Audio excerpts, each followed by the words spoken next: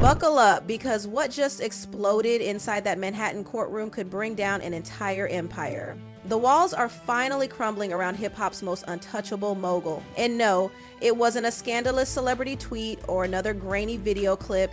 This time, it was the voice of a man who had been ignored for far too long until now, Gene Deal. The man who once protected Diddy with his life is now the one ripping his legacy apart brick by brick. And it's happening in front of a jury that can't look away.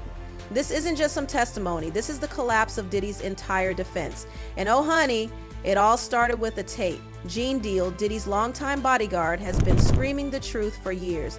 But back then, people rolled their eyes. They called him bitter, accused him of clout chasing. But now the courts are listening, and what they're hearing matches up too perfectly with the new evidence that just hit.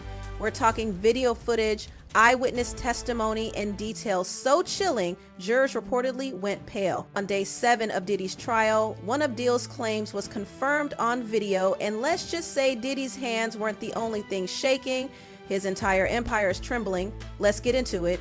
Deal, who worked side by side with Diddy during the peak of Bad Boy Records, saw everything. The red carpets, the parties, but also the darkness. He's talked for years about what really happened behind those velvet ropes. Abuse, manipulation, surveillance, and disturbing parties involving celebrities and allegedly underage guests. And now, those crazy stories are being confirmed in a court of law. Deal once said Diddy didn't run a label, he ran a military-style operation where everything was controlled, loyalty was bought, and secrets were locked up like state files. He alleged that Diddy controlled everyone, assistants, artists, even family, using either fear, drugs, or pure manipulation. One of the darkest claims, that he witnessed physical abuse between Diddy and Kim Porter, the late mother of Diddy's kids.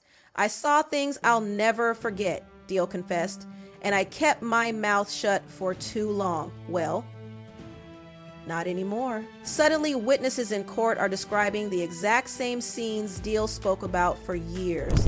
Phones being confiscated at parties, private rooms where terrifying things happen, guests too intoxicated to consent, and a man obsessed with control. Then came the bombshell from Officer Israel Flores. He testified that Cassie, Diddy's ex, showed up in 2016 with a black eye, begging to escape. That moment, it mirrored Deal's story from years earlier, almost word for word. And in that moment, the courtroom shifted. It wasn't hearsay anymore, it was a pattern. This wasn't about a man who snapped. This was about a man who allegedly engineered every moment of chaos to stay in power. And Gene Deal? He saw it all. Let's be clear. Gene wasn't just some bitter ex-employee. He was Diddy's right hand, standing beside him during his most powerful years. And now, his words are matching up with police reports, sworn testimony, and actual footage. The jury is listening, and so is the world. In a recent interview, Deal dropped a quote that left everyone frozen. "You protect a man's body for years, but you can't protect his soul." Chills. He admitted he feels guilty, complicit even, for staying silent. And when he talked about the freak-offs, yes, the freak-offs, those disturbing gatherings where Diddy allegedly forced people into recorded sexual acts for blackmail purposes, he said it outright. The cameras were always rolling. Always. According to Deal, this wasn't about pleasure, it was about power. You step out of line, he's got the tape to end your career, your life, your everything. Sound familiar? Cassie's lawsuit, Lil Rod's bombshell filing, and countless victims have echoed the exact same thing. NDAs, threats, footage, and a pattern of coercion. But here's where it gets even darker. Gene claims Diddy's mother, Janice Combs, didn't just turn a blind eye, she may have enabled his worst behavior. According to Deal, Janice ran a so-called modeling agency that was actually a high-end brothel. The court hasn't confirmed this yet, but the prosecution seems to be building a bigger picture. One where Diddy's behavior wasn't random, it was inherited, nurtured, and refined over time. During the latest session, one witness echoed Deal's decade-old interview nearly word for word, and when another reference to one of Deal's claims hit the courtroom transcripts, Diddy asked to be excused. "I'm nervous," he said, his voice shaking. Oh, how the mighty crumble. Now let's talk strategy. Diddy's legal team, they came in prepared for exes, with a grudge, wild tabloids, emotional outbursts. But a calm, stone-faced bodyguard with nothing to lose and a perfect memory, they weren't ready. Deal warned Diddy for years, clean it up, especially after Cassie ended things and threatened to take legal action. But instead, Diddy ignored every lawyer, every warning, and escalated the tension. And now that same arrogance is playing out in real time. Prosecutors revealed Diddy turned down multiple plea deals. Instead of saving himself from decades in prison, he doubled down. Why? Deal says it's simple. Diddy thinks he's untouchable, but oh, how that illusion is shattering. On day 6, Diddy looked pale. He was trembling during cross-examination. He even asked the judge for a break. "I'm a little nervous," he said quietly, from savage to shaken. And now prosecutors are shifting gears. This isn't just a man spiraling. This is a man who allegedly orchestrated a full criminal enterprise with suppliers, planners, security, NDAs, the whole operation. And Dill is laying out the blueprint. Let's talk racketeering. According to Dill, Diddy didn't just silence people with charm. He used bribes, threats, and manipulation. The kind of systemic control that screams RICO case. And every time Diddy's team tries to shut Dill down, more evidence matches his story. Whether he takes the stand or not, Gene Deal has already become the prosecution's secret weapon. And honey, we're just getting started. Now let's talk about how Gene Deal's bombshell testimony has completely reshaped everything. This isn't just courtroom gossip anymore. This is now hard evidence. His stories, once dismissed as outrageous and bitter, are now lining up with sworn testimonies, police reports, and hospital records. And the jury, they're sitting there, eyes wide, taking it all in.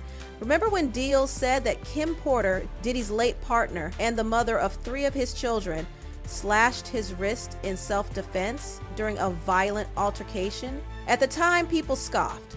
Too dramatic, they said. He's just making things up. But during this trial, oh baby, it was revealed that Kim Porter had indeed been admitted to Cedars-Sinai Hospital around that exact same time. And for what? An undisclosed domestic incident. The timeline matches Deal's version exactly. Suddenly, those exaggerations aren't looking so exaggerated anymore. And then came the freak-offs. Yeah, let's go there. Deal laid it out in excruciating detail. How those notorious drug-fueled sex parties weren't just wild nights gone wrong. Oh no, they were choreographed experiences. Phones confiscated, lighting set, guests instructed on what to wear, where to go, and what to do. According to Deal, it was like a dark, twisted movie. Except Diddy wasn't just directing, he was recording. And those recordings, he kept them, allegedly, to blackmail people if they ever turned against him. Cassie herself said she helped plan these parties, she scheduled women, supplied the drugs, and yet she explained that she only did it because Diddy made her feel like she owed him. That's what psychological manipulation looks like. And Deal, he saw it all. In one interview, he said, they didn't even know they were being abused. Diddy made them believe it was love. Let that sink in. Deal also spilled on what he called grooming protocol. New hires, especially young women, were allegedly tested to see how far they'd go. They'd be flown out, drugged up, and watched. The ones who resisted, cut off. The ones who complied, they were invited back again and again. He described it as a system, not chaos, a structure disguised as chaos. And guess what? That's exactly what prosecutors need to prove racketeering. This wasn't random behavior. This was a machine with everyone from security to assistants playing their part.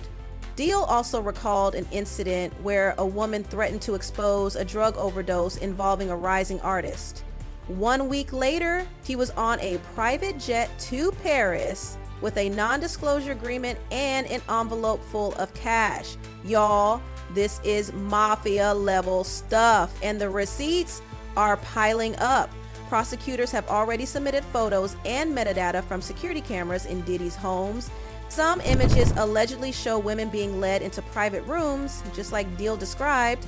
Those velvet ropes weren't just for VIPs, they were for victims. And now Gene Deal isn't just telling stories, he's becoming the spine of the entire prosecution. Diddy's lawyers, they're unraveling. Their defense painting Cassie as a bitter ex or painting Diddy as an eccentric artist is crumbling. Witness after witness is proving that these weren't lovers' quarrels. These were calculated environments of psychological and sexual domination. The image of Diddy as this smooth, untouchable mogul shattered. Let's talk about Diddy's new courtroom look. Gone are the flashy suits, the bling, the bravado. On day 6, reporters said he looked gaunt, pale, and aged. One journalist even said it's like he aged 5 years and 5 days. And Deal warned us, he once said Diddy's biggest fear isn't prison, it's irrelevance. And now, the courtroom is watching his entire image evaporate. Witnesses say Diddy would control every inch of a party, from the playlist to the drug dosages guests were given. He didn't just host, he directed.